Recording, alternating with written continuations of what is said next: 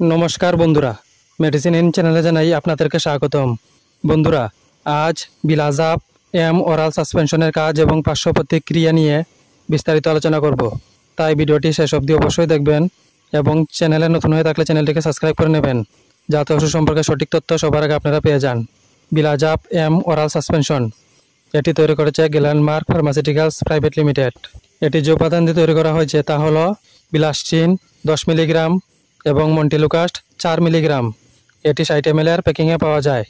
বিলাজাপ M oral suspension ছোট শিশুদের মৌসুমি allergy বা অ্যালার্জির কারণে সৃষ্ট লক্ষণগুলি চিকিৎসার জন্য ব্যবহৃত হয়, যেমন বন্ধ নাক বা সর্দি, হাঁচি এবং নাকে চুলকানি বা নাক দিয়ে জল পড়া থেকে মুক্তি দেয়।